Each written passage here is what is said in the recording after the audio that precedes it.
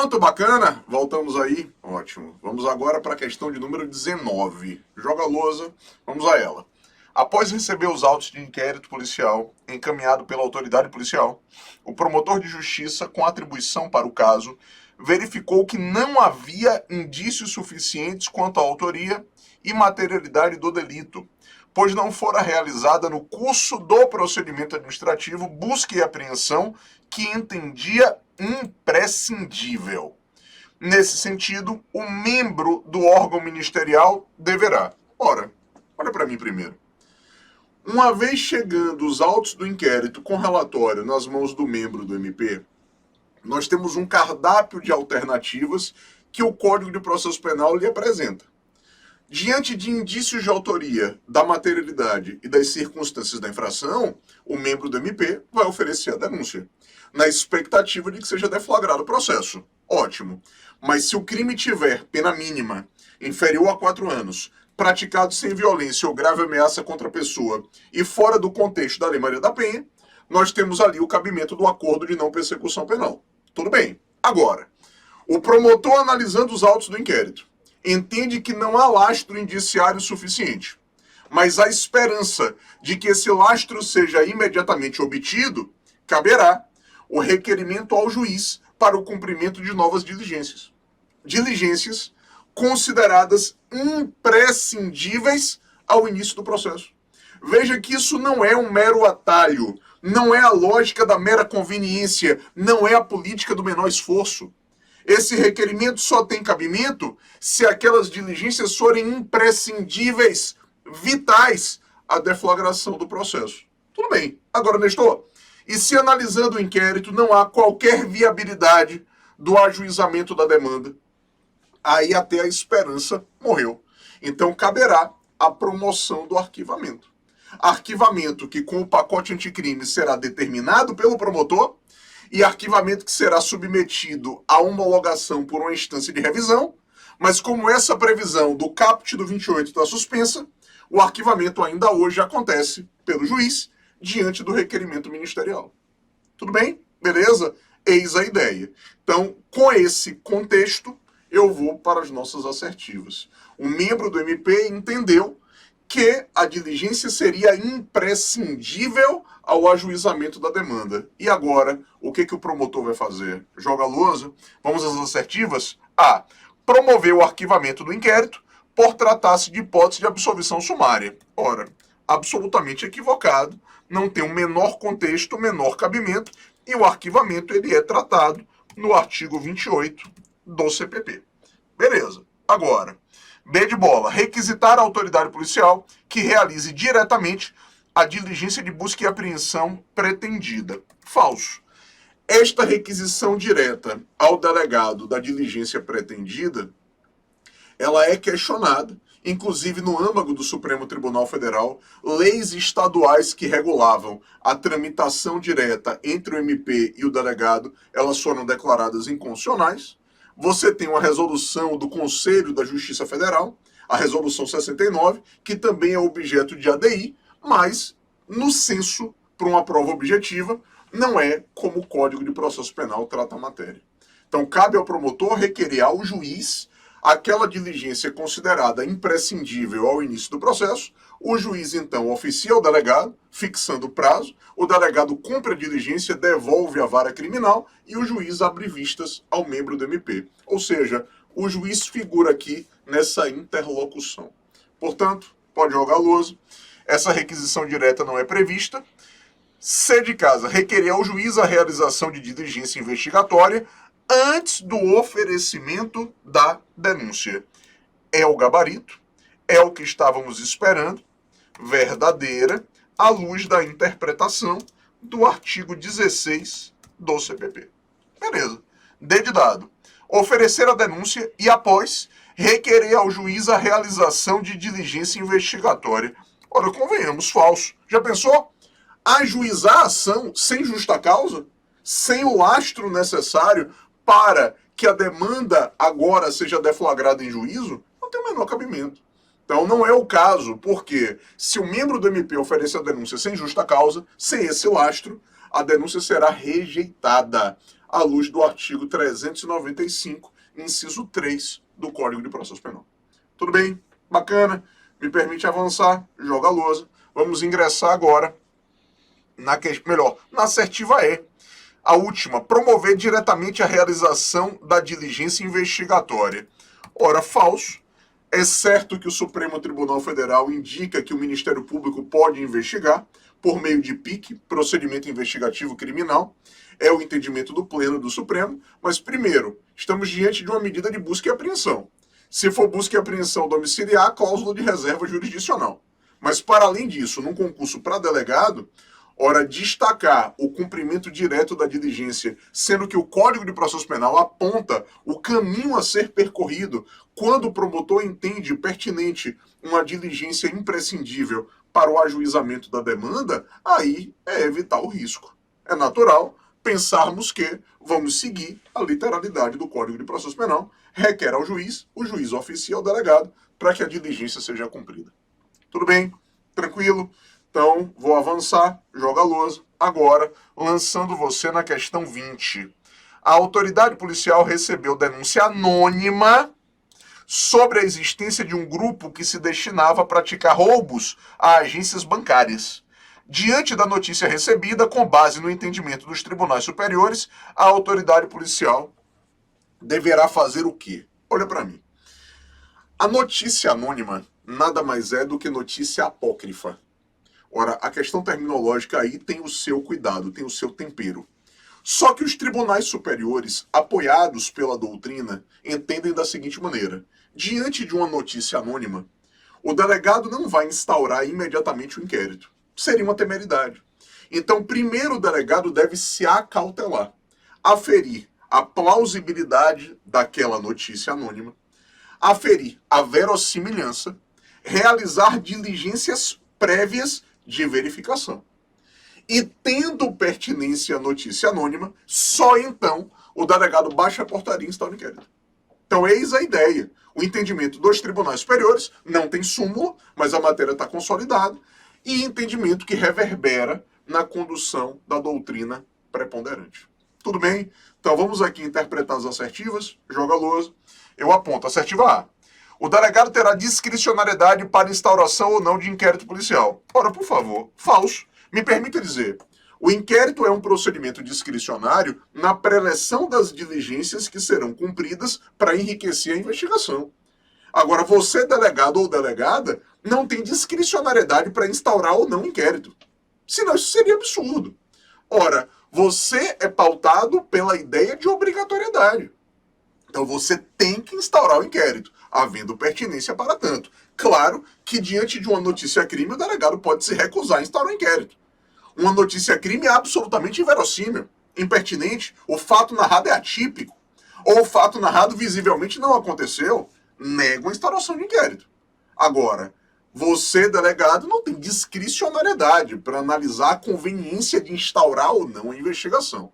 A discricionariedade pauta a evolução do inquérito, a preleção das diligências que o delegado entende pertinentes, e não discricionariedade para instaurar ou não a investigação. Tudo bem? Então, joga a lousa falsa, assertiva A, à luz, inclusive, do que você extrai do artigo 5º, inciso 1, do CPP. Beleza. B de bola. Não poderá adotar qualquer medida por tratar-se de denúncia anônima. Falso. Já pensou? Toda e qualquer denúncia anônima deve ser descartada? Se essa fosse a orientação, não teríamos em todas as unidades da federação Disque Denúncia. Pô. E no Disque Denúncia é preservada a sua identidade. O anonimato é garantido. Então, como é que vai ter Disque Denúncia? Como é que a gente vai justificar a manutenção ainda hoje do Disque Denúncia? Não teria muito sentido. Então, é evidente falso. Joga a lousa. Nossa letra C de casa. Deverá realizar diligências preliminares para averiguação antes de instaurar o inquérito policial. Correto? Perfeito. Entendimento pautado no Supremo Tribunal Federal. Verdadeiro. O gabarito que nós estávamos esperando. Agora, D de dado. Deverá instaurar imediatamente inquérito policial para apurar o fato. Falso. Instaurar imediatamente coisa nenhuma. A notícia é anônima. O delegado deve promover uma verificação prévia. Deve analisar se ela é plausível, verossímil, pertinente. E só então, se for o caso, baixar a portaria e instaurar o inquérito. E joga a lousa. Assertiva E. Poderá dispensar o inquérito policial e encaminhar as informações recebidas ao órgão ministerial para o oferecimento imediato de denúncia. Já pensou? Falso, o próprio delegado dispensando o inquérito que ele tem que instaurar, e a pessoa não tem o menor cabimento, é cachorro correndo atrás do rabo. Eu analiso a conveniência ou não que eu instaure o meu inquérito. Ora, por favor. Essa conjugação não tem a menor pertinência. Totalmente verossímil. Então, avanço, joga a lousa e você vai ingressar na assertiva, melhor, na questão de número 21. Concluídas investigações de inquérito policial, a autoridade policial indiciou Francisco, sem envolvimento anterior com o aparato policial ou judicial pela prática de crimes, como incurso nas sanções penais do delito de lesão corporal de natureza gravíssima. Pena reclusão de 2 a 8 anos. Tendo Francisco confessado formal e circunstancialmente a prática da infração penal na delegacia, o acordo de não persecução penal, no caso em tela. Ora, convenhamos, me permita um parêntese. O acordo de não persecução penal, apelidado pelo acrônimo ANPP, ele está no artigo 28A do Código de Processo Penal. Então, o crime tem que ter sido praticado sem violência ou grave ameaça contra a pessoa. E, além disso, está fora do contexto da Lei Maria da Penha e ter pena mínima, e não máxima, inferior a 4 anos. A lesão corporal gravíssima, com 2 a 8 de reclusão, a pena mínima até se enquadra no patamar do ANPP. Mas a lesão corporal é crime praticado com violência contra a pessoa. Então não cabe acordo de não persecução penal. Nós temos um critério objetivo obstaculizando o ANPP na hipótese. Não vai caber. Quem é que oferece o acordo de não persecução penal? O promotor. E se o suposto autor do crime aceitar, ele vai confessar circunstanciadamente o fato, assistido por advogado obrigatoriamente. O acordo é submetido à homologação do juiz. E se forem cumpridas todas as obrigações após a homologação, teremos a extinção da punibilidade. E se o juiz se negar a homologar o acordo, caberá recurso em sentido estrito. Artigo 581, inciso 25 do Código de Processo Penal. Tema também recorrente em concurso. Tudo bem? Vamos às assertivas? Joga a lousa. Eu vou para a assertiva A. Poderá ser proposto pelo delegado, já está falso na largada, o delegado não propõe NPP, considerando a confissão e a pena mínima combinada ao delito. Falso. Realmente o sujeito tem que confessar, a pena mínima do caso é pertinente, mas o crime foi praticado com violência contra a pessoa, não cabe NPP. Além disso, o delegado não oferece NPP, cabe ao promotor a oferta. É ele aí o gestor da justiça penal dialogal, justiça penal do consenso. Joga a lousa. Letra B de bola. Não poderá ser proposto diante da natureza do delito imputado. Beleza. Verdadeiro. Gabarito esperado à luz do artigo 28A do Código de Processo Penal. Realmente não pode ser proposto, já que o crime foi praticado com violência contra a pessoa. Tudo bem? Beleza? Agora vamos às outras assertivas. Vamos ver o que a banca examinadora está idealizando sobre a NPP. Joga a lousa. C de casa. Não poderá ser proposto, pois a pena máxima combinada é superior a 4 anos. Primeiro, a referência não é pena máxima, é pena mínima. Então, falso. Mas o obstáculo aí está realmente com relação à própria natureza da infração. Poderá ser proposto pelo órgão ministerial, mas não pelo delegado, isso está correto, considerando a pena combinada e a confissão em sede policial. Por que está falso? Porque eu também preciso considerar se o crime foi praticado com violência ou grave ameaça contra a pessoa e se está ou não no contexto da Lei Maria da Penha. Beleza? Outros elementos em valor agregado que obstaculizam o ANPP. E joga a lousa. A assertiva E. Poderá ser proposto pelo órgão ministerial, mas não pelo delegado, está correto, e havendo concordância do indiciado e de sua defesa técnica, independerá de homologação do juiz. Falso, depende de homologação do juiz, mas além disso, eu tenho que ler a assertiva em consonância com o caput. Ora, e o caput trabalha com lesão corporal gravíssima. Então é evidente que não pode ser proposto nesse caso concreto. Às vezes, a pessoa começa a idealizar as assertivas e parece que estão desconectadas do caput. Não podem estar desconectadas. Eu tenho que analisar o caso concreto apresentado. E nesse caso, não cabe a NPP. Tudo bem? Beleza? Mas para além disso, tem um outro problema. Tem sim que submeter a homologação do juiz. Tranquilo? Beleza? Agora eu vou avançar. Joga a lousa. Vamos ingressar na questão de número 22. No curso de inquérito policial, a autoridade policial intimou Pedro a, na qualidade de testemunha, prestar informações sobre determinado fato delituoso. Na condição de testemunha, Pedro A. não estará obrigado a comparecer à delegacia para prestar informações, tendo em vista a ausência de poder da autoridade policial para tal intimação. Ora, convenhamos, falso, né? Já pensou? Você, delegado ou delegada, não poder intimar uma testemunha para poder comparecer? A discussão hoje é se o delegado pode determinar a condução coercitiva. Então, nós temos forte corrente doutrinária dizendo que o delegado deve representar ao juiz para que ele determine. Tudo bem. Agora, intimar a testemunha para comparecimento, é evidente que sim. Senão, o inquérito policial estaria extremamente fragilizado, desidratado com relação a essa diligência tão importante que é a oitiva das pessoas que têm conhecimento do fato delituoso. Agora, joga a lousa.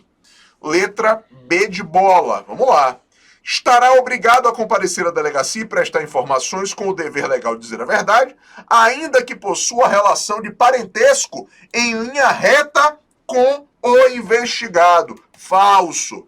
As pessoas que nutrem relação de parentesco próximo com o suposto autor do crime não serão compromissadas a dizer a verdade, são informantes. E elas estão listadas, joga a lousa, conjuga isso, no artigo 206 do Código de Processo Penal. Beleza? Agora, C de casa. Não estará obrigado a comparecer à delegacia, podendo se valer do direito ao silêncio, ainda que não tenha relação com os fatos. Meu Deus, falso. Ora, testemunha, ela tem o dever de comparecer e ela tem o dever para com a verdade. E ela ainda tem o dever de informar qualquer mudança de endereço em até 1 ano depois da oitiva. Então, claro que tem o dever de comparecer e o dever de dizer a verdade. Aliás, tem que dizer a verdade, não pode calar a verdade e não pode negar a verdade. É ali o tripé comportamental do depoimento da testemunha. Claro que, à luz do Supremo, e a CPI da Covid evidenciou isso ainda mais, a testemunha não está obrigada a dizer a verdade acerca de fatos que possam autoincriminá-la. Diante do nemo tenetur si detegere. Tudo bem, mas é ali uma referência seletiva e não geral.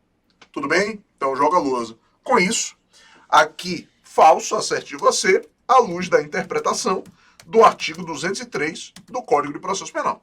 Agora, D de dado. Estará obrigado a comparecer à delegacia, mas independentemente da relação com o investigado, não terá a obrigação legal de dizer a verdade por ainda não haver denúncia. Ora, falso.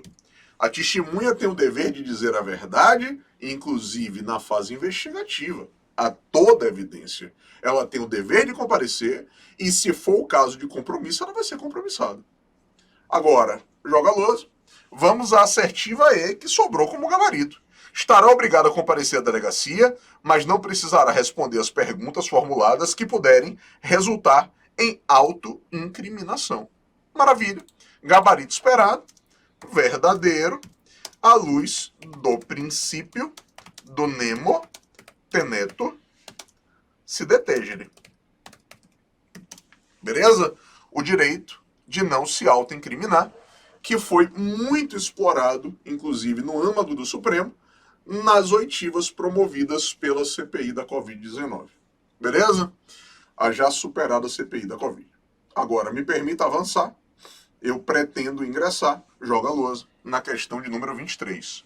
No curso de inquérito policial para investigar a prática de crime sexual, a autoridade policial entendeu necessária a realização de exame de DNA de Leonardo, suspeito do delito, para colher informações sobre a sua autoria, Nesse sentido, a prova em questão: A. Não poderá ser recusada por Leonardo diante da sua condição de indiciado, independentemente de exigir comportamento ativo ou passivo. Falso. Eu não posso exigir do sujeito comportamento ativo coisa nenhuma. Ele não está obrigado a colaborar com o fito de se autoincriminar, em virtude do princípio do nemo tenetur se detegere, à luz da Convenção Americana de Direitos Humanos. Então, comportamento ativo, coisa nenhuma. Absolutamente. Agora, posso usar material de descarte? Um fio de cabelo que caiu? Ora, saliva? Um chiclete que ele mascou e jogou no chão de maneira deselegante e deseducada? Posso. Isso tudo bem. Agora, joga a lousa. Assertiva B de bola. Poderá ser realizada, independentemente da concordância de Leonardo, ainda que invasiva, mas exige decisão judicial prévia. Claro que não. Eu não posso promover uma prova invasiva para poder prospectar sangue, por exemplo, ou saliva, colocando lá o cotonete, a fórceps na boca da pessoa, no nariz, para poder viabilizar DNA. Porque haveria uma grave ofensa ao direito à não autoincriminação. Agora, material biológico por descarte eu posso sim prospectar, problema algum. Agora, Gilmar, meu diretor de imagem, está aqui no estúdio. Imagine que o Gilmar deixou aí cair um fio de cabelo com bulbo, ou então tomou um gole d'água, deixou o copo aqui, e temos uma demanda penal contra ele. Eu posso entregar os objetos ao departamento de polícia? Posso. E aqueles objetos podem ser utilizados para poder fazer um DNA? Problema algum. Agora, joga a lousa. Assertiva C de casa. Poderá ser recusada por Leonardo no curso do inquérito policial, mas não no curso do processo judicial. Também totalmente equivocado. Claro que o meu direito à não autoincriminação, ele persiste durante todo o contexto persecutório. Então, é ali uma regra de tratamento que não é exclusiva de uma etapa da persecução penal. Abrange toda ela. E joga a lousa. Letra D de dado. Poderá ser realizada sobre material descartado por Leonardo, independente de sua concordância. Sensacional. Aqui, correto, verdadeiro, e temos precedentes nesse sentido, concretos no Brasil. Então, letra D de dado, o gabarito esperado. Agora eu vou para a assertiva E. Poderá ser realizada independentemente da concordância de Leonardo, ainda que exija comportamento ativo do agente, desde que sujeito ao contraditório e à ampla defesa. Também falso, não estou obrigado a colaborar coisa nenhuma.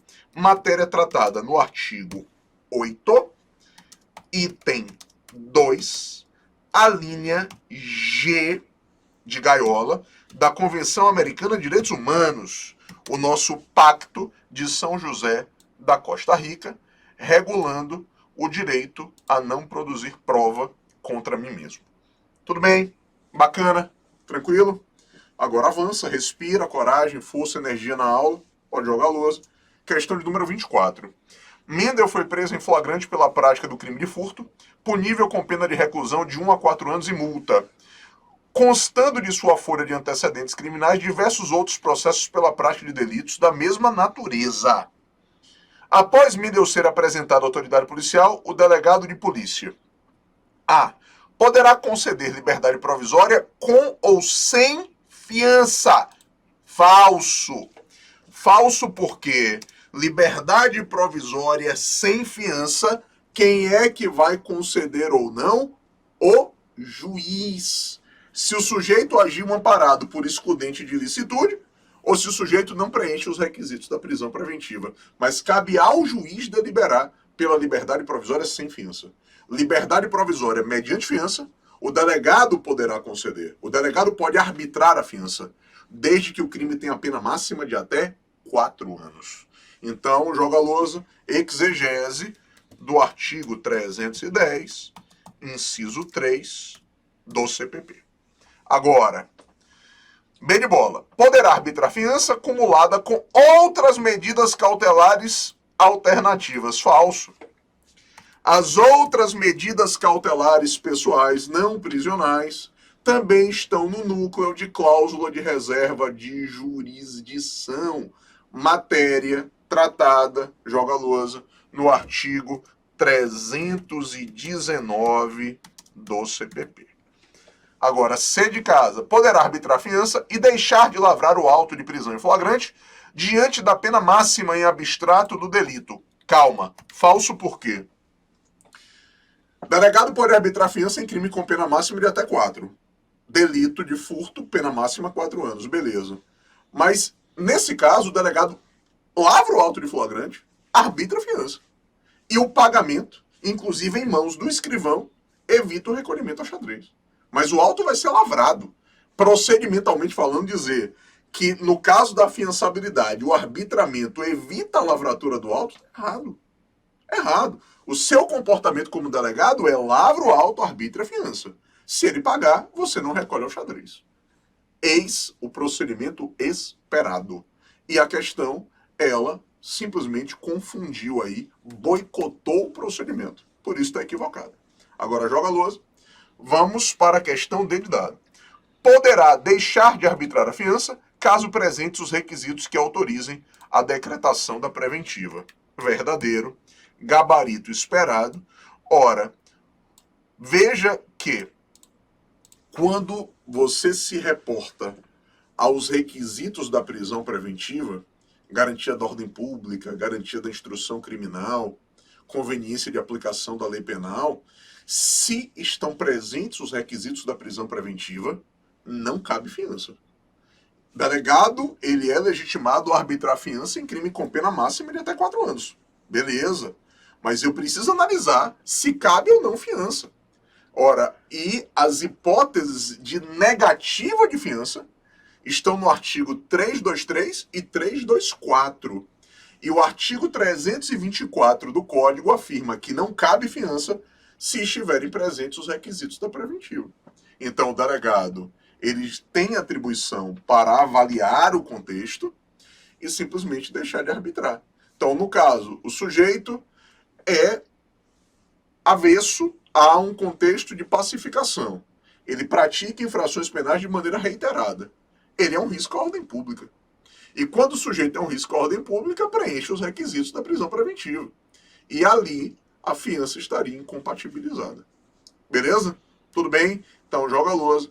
Nesse cenário, é a interpretação que se faz, é o gabarito, e eu preciso conjugar com o 324, inciso 4 do CPP.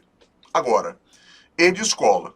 Não poderá arbitrar a fiança em razão da pena máxima combinada ao delito. Falso. A pena máxima está dentro do patamar do delegado, à luz do 322 do Código de Processo Penal. Beleza? Tudo bem? Então, com isso, me dou por satisfeito. No próximo bloco, vamos avançar na nossa preleção das questões. Até lá, abraço.